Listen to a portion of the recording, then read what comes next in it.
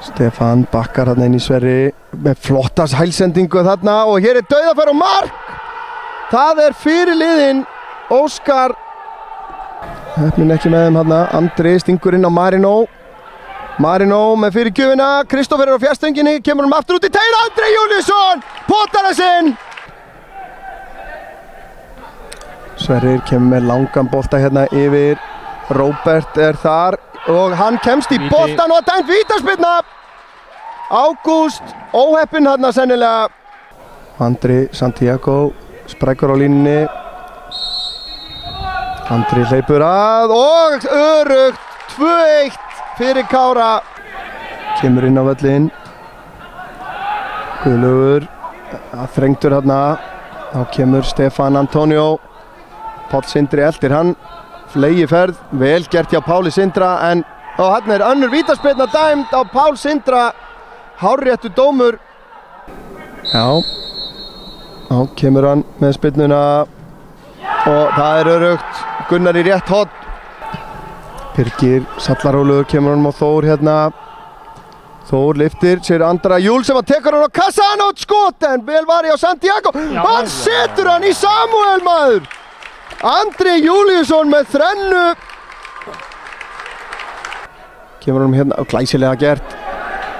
Guðlaugur stingur. Gylfi á ferðinni og hann að setja hann í markið. Super sub Gylfi.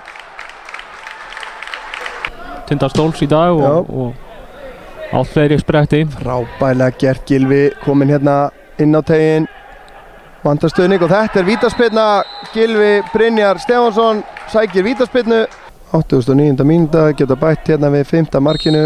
Páll Sindri og það bara í mitt markið. Marino með fyrirgjöfina. Þeir ná að koma þessu frá og þá flautað til leiksloka hér í Akraneshöll.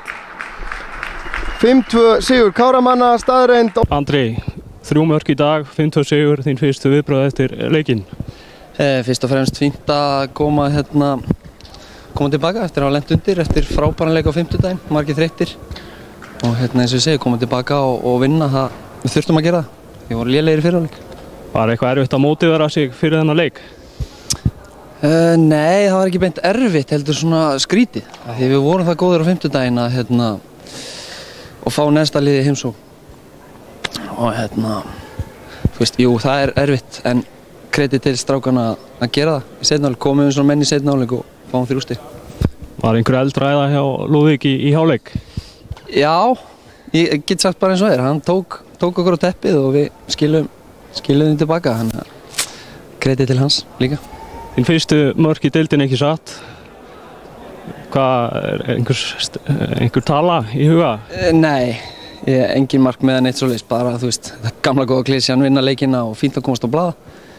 Bara more to come. Glæsilegt. Takk fyrir viðtalið og gangi vel í framhaldinu.